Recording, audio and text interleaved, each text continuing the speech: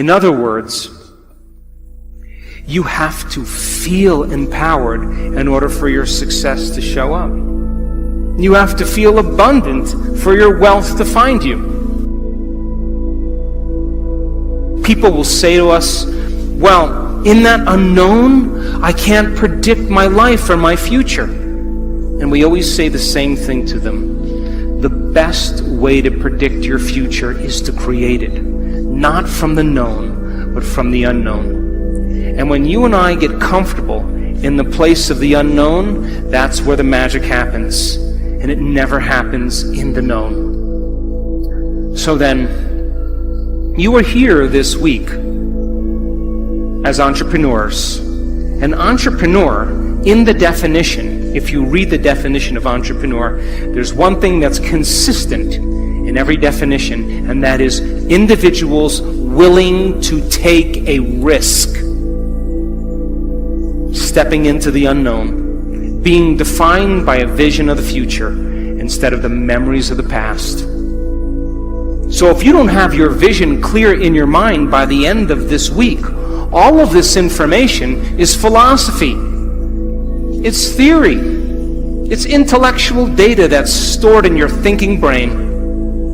But there'll be a certain percentage of people in this room that will apply this information, that will personalize it, that will demonstrate it. And those people who learn the information and store it in their brain and can repeat it, those people who start thinking about what they're going to do with it, as they begin to think about what they're going to do with it, they begin to install the neurological hardware in their brain, priming them to a new future. And when you take all of this information and you say, how am I going to apply it to my life? And you get your behaviors to match your intentions. You get your actions equal to your thoughts. You've listened to great leaders. You've gotten specific information about success. You understand what it is, what emotional intelligence is, and how it is to change a culture. And you start applying it to your life. If you're able to do it, you are going to have a new experience. And that new experience is going to enrich the circuits in your brain, because that's what experience does. And then you're going to feel like a leader. You are going to feel successful. You are going to feel clear. And the moment you feel that feeling, now you are teaching your body chemically to understand what your mind has intellectually understood. We could say that knowledge is for the mind and experience is for the body. And in that moment, you are embodying leadership. You are embodying success. You are embodying clarity. Why? Because the emotion is the experience in chemical form. And the moment you feel that emotion, you're teaching your body chemically to understand what your mind is intellectually understood. You are embodying knowledge. But now here's where the expert comes in. If you've done that experience once, you have to be able to repeat it. And great people in the world who are uncompromising, they keep working to reproduce the experience. And if you can reproduce that experience over and over again, neurologically and chemically, you will condition your body to become the mind of it. Now it'll be innate in you. It'll be second nature. It'll be easy. It'll be familiar. It'll be common. It'll be automatic. You've done it so many times, it is now who you are. So our job's then to go from philosopher to initiate to master. From mind to body to soul. From knowledge to experience to wisdom, and from thinking to doing to being. And you and I have all the biological and neurological machinery to do this. But some people will get all of this information and it'll be philosophical. They'll never apply it.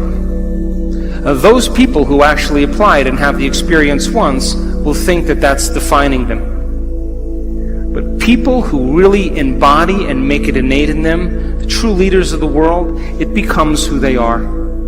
They don't have to think about leadership. They are leadership. They don't have to think about success. They are success. It's become who they are. If you give people sound information, and then they can repeat that information, they're wiring it in their brain. They're creating a new model of understanding. If you show them how to apply that information, if they do it properly, they will have some type of transformation. That transformation isn't something that causes people to feel bad or unworthy. It causes them to open their hearts. It causes them to feel joy, to feel gratitude. They feel differently. And if you're able to then create that elevated emotion and you teach people more information, they will continue to transform themselves, and that's called evolution. So most people try to create a new personal reality as the same personality, and it doesn't work. You literally have to become someone else. So, crossing the river of change, going from the old self to the new self, requires you stepping into the unknown. And if you are now in the unknown and you feel uncomfortable because you're leaving guilt behind, you leave unworthiness behind, you see, the biggest problem with most people is they want to create wealth, but they feel lack. They want a new life, but they feel unworthy. That's mind and body in opposition. And our research shows that you can teach people how to recondition their body to a new mind. And when that occurs, they begin to create very powerful things in their life. So then, most cultures then have a choice. To create a new culture means then you have to define your culture as a vision of the future. But most people, their cultures are based on the past, present reality. What does that mean? We are in a changing world. And the world is changing faster than most people can keep up. And if you are going to stay defined by a memory of the past, you will not keep up with this culture, because we are creating a global culture. So then, what defines the vision of the future to change a culture? And the answer is a very clear intention, a clear purpose combined with an elevated emotion.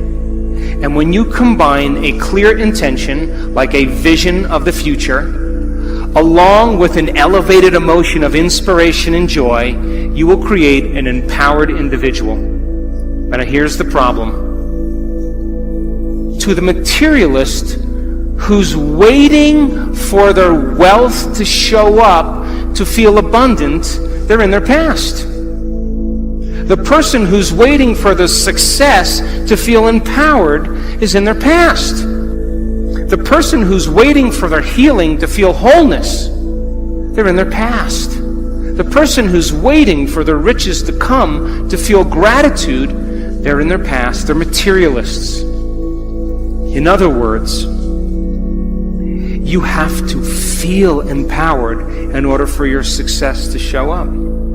You have to feel abundant for your wealth to find you. You have to be in gratitude for you to create the life that you want. And by you teaching your body emotionally what that future could feel like ahead of the actual experience is changing your biology. Because most people wait for something outside of them to change how they feel inside of them. And when something outside of them changes how they feel inside of them, they pay attention to whoever or whatever caused that, and they create a memory. That's the old model of reality of cause and effect, waiting for something outside of you to take your pain away inside of you. The new model of reality is about causing an effect.